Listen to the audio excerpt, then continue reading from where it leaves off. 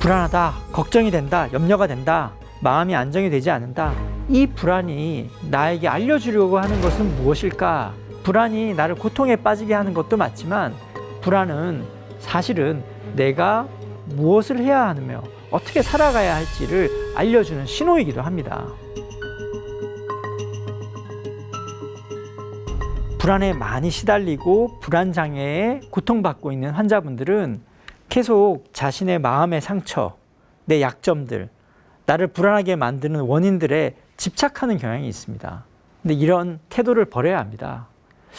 어린 시절에 가족 내에서 사랑받지 못해서 내가 여러 가지 사건, 사고들이 있어서 공포가 자리 잡고 있어서 그래서 나는 불안할 수밖에 없어요. 내가 좀 더 안전하고 편안한 상황에서 자라났다면 불안에 시달리지 않을 건데 그런 상처와 약점이 나에게 있기 때문에 나는 항상 불안할 수밖에 없어요. 라고 한탄하고 거기에 계속 매달리면 오히려 불안은 더 증폭될 수밖에 없습니다. 상처와 약점에 집착하지 말고 좀 더 다른 방향으로 자기 자신을 내던져야 합니다. 약점과 상처에 집착하는 건 마치 콘크리트로 벽돌을 단단하게 쌓아둔 이 벽을 밀어서 넘어뜨리려고 하는 것과 다름없습니다. 애석하게도 내 안에 단단하게 자리 잡고 있는 불안의 뿌리들은 손으로 민다고 해서 금방 허물어지는 담장이 아닙니다. 그런데 거기에만 계속 힘을 쓰고 있으면 앞으로 나아가지 못합니다. 긍정적으로 변할 수가 없습니다. 자신에게 없는 것, 잃어버린 것, 아픔이 있었던 것에 집착하는 것이 아니라 내가 가지고 있는 장점, 내가 잘 활용할 수 있는 것에 주목하고 그것을 통해서 나를 좀 더 긍정적으로 키워가는 데 에너지를 쏟아야 합니다. 치료 기법 중에 최고 가능 자기를 상상하라 라고 하는 것이 있습니다. 이게 무엇인가 하면요, 내가 할 수 있는 최선의 모습, 나의 가장 긍정적인 것이 극대화됐을 때 내 모습을 머릿속에 떠올리고 글로 적어보기도 하는 연습을 하는 것입니다. 내가 할 수 있는 나의 가장 좋은 모습, 내가 할 수 있는, 내가 될 수 있는 내 가장 아름다운 내 모습들을 머릿속에 떠올리면서 하루에 일정 시간 그 모습을 상상하고 글로 옮겨 적어보게 하는 겁니다. 그렇게 했더니 자기 효능감도 늘어나고 정신건강도 훨씬 좋아진다는 것이 여러 연구를 통해서 밝혀졌습니다. 나의 긍정적인 모습들을 상상함으로써 부정적인 자기대화, 재앙화, 파국적 사고, 부정적인 내 모습들에 집착하는 그런 성향들을 옆으로 밀어둘 수가 있게 되는 것이죠. 세 번째는 행동들을 조절하는 겁니다. 아까 말씀드린 회피 행동, 과도한 통제 행동, 이런 회피와 통제를 어떻게 조절할 것인가 하는데 주목해야 합니다.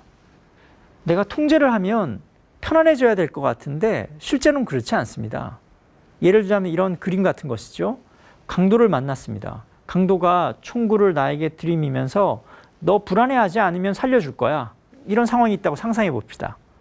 이럴 때 과연 내가 불안해하지 않을 거야. 나는 마음 편하게 먹을 거야. 애를 쓴다고 해서 불안하지 않을 수 있을까요? 마음이 편해질 수 있을까요? 그렇지 않을 겁니다. 불안이라는 건 통제하려고 하면 할수록, 불안하지 않으려고 하면 할수록, 그냥 너무 막 집착하면 할수록 오히려 불안이 더 악화되는 경향을 보입니다. 요즘처럼 건강이 굉장히 신경 쓰이는 시대에 사는 동안 내가 더 건강해지려고, 나쁜 일이 안 생기게 하려고, 바이러스에 감염되지 않으려고 계속 손을 씻는 겁니다. 물론 적당한 수준의 손 씻기와 청결은 중요하지만 5분만 지나면 또 씻고 잠시 뭐 하면 또 하고 계속 그 생각을 끊임없이 하면 할수록 오히려 불안은 더 밀착되게 됩니다. 나쁜 일이 생길 것 같아 자기 나름대로의 규칙을 계속 지키려고 하는 겁니다. 보도블록에 금을 밟으면 나한테 재앙적인 일이 일어날 것 같은 상상이 떨치지 않는다고 발자국 하나하나에 신경을 쓰는 겁니다. 오히려 그러다 보면 불안은 더 머릿속에 찰싹 달라붙습니다. 정리정돈이 깔끔하게 되어 있어야만 모든 일이 나는 할 수 있어요. 그렇지 않으면 나 아무 일도 못해요. 계속 정리정돈에만 신경을 쓰는 겁니다. 문을 잠궜나? 도둑이 드는 거 아니야? 화재가 생기면 어쩌지? 나가려고 할 때마다 신경이 쓰여서 또 집으로 돌아와서 또 확인하고 잠시 일을 하다가 또 머릿속에서 나쁜 일이 생길 것 같은 생각이 든다고 또 확인하고 또 체크를 합니다. 거기서 벗어나지를 못하는 것이죠. 이런 모든 통제 행동들이 오히려 자기 자신을 더 불안하게 만들고 불안에 취약하게 만들게 됩니다. 이런 건 등산을 해야 되는 사람이 목표에 오르려는 노력하는 것이 아니라 땅바닥에 놓인 돌멩이에만 신경을 쓰는 거랑 똑같습니다. 등산을 하고 앞으로 걸어가야 되는데 계속 발 아래에 있는 돌뿌리만 치우려고, 내가 자꾸 걸기적거리고 걸려서 넘어질 것 같은 걱정 때문에 돌멩이를 치워야 될 것 같은 생각에만 집착하는 것과 똑같습니다. 앞으로 걸어 나가지 못하고 발 앞에 있는 장애물, 나를 방해하는 것, 나를 위협할 것에만 집중을 하다 보면 앞으로 나아갈 수가 없는 겁니다. 통제 행동은 바로 이렇게 돌멩이만 치우려고 하는 행동과 똑같습니다. 운전을 해서 출장을 가야 되는데 운전할 생각을 하니까 또 운전하는 동안 불안해지면 어쩔까 하는 걱정 때문에 아무것도 못할 것 같아. 그러니까 난 편안하게 집에서 쉬어야만 돼 라는 생각에 빠져 있으면 오히려 불안은 더 커질 수밖에 없는 것이죠. 가끔은 불안이 심한 분들은 술로써 자기 몸을 혹은 마음을 달래려고 하시는 경우가 있는데요. 그런 것도 역시 회피 행동이라고 할 수 있습니다. 술을 마셔서 취하게 되면 잠시 불안이 완화되는 것 같은 착각에 빠지는 것이죠. 하지만 깨어나면 불안은 여전히 존재하고 내가 해결해야 될 문제는 해결하지 않은 채로 남아있기 때문에 긴장은 더 커질 수밖에 없는 것입니다. 불안해서 어떻게 할 수가 없어요. 불안이다, 고통이다 라고 생각하는 것이 아니라 이 불안이 나에게 알려주려고 하는 것은 무엇일까 라는 걸 생각을 해야 됩니다. 불안이 나를 고통에 빠지게 하는 것도 맞지만 불안은 사실은 내가 무엇을 해야 하며 어떻게 살아가야 할지를 알려주는 신호이기도 합니다. 발표를 앞두고 심장이 두근거려서 불안해요 라고 하는 사람들은 발표를 더 잘하고 싶은 욕망이 있는 겁니다. 인정받고 승인받고 싶은 욕심과 기대가 있기 때문입니다. 그것이 내 인생에서 중요하기 때문입니다. 그러므로 불안을 느낄 때마다 도망가거나 회피하거나 불안에만 집착하는 것이 아니라 이 불안이 나에게 무엇을 알려주려고 하는 것이지? 내가 어떻게 행동하기를 바라는 걸까? 불안이 내가 어떤 행동들을 하면 진정으로 불안이 완화될 수 있을까? 그때 나에게 필요한 행동과 태도는 무엇일까? 이런 것들을 알려주는 것이 바로 불안이라고 할 수 있습니다.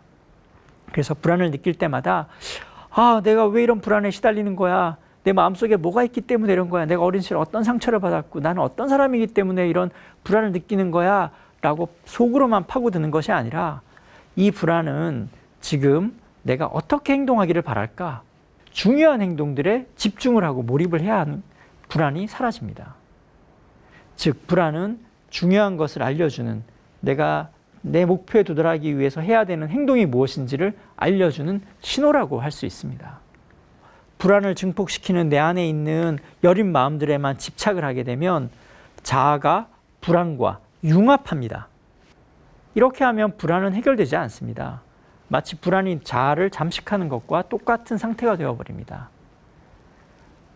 불안을 일으키는 마음의 약점, 상처, 어린 시절의 기억들, 그리고 나의 컴플렉스, 내가 불안을 잘 못 이긴다라고 생각하는 그 원인이 되는 것들에게 집착할 것이 아니라 내가 진정으로 원하는 내 삶의 목표와 내 삶의 방식들, 이것을 실천하고 행동함으로써 내 자신을 좀 더 확장시켜 나가야 되는 것입니다. 그렇게 함으로써 불안은 상대적으로 줄어들게 되는 것입니다.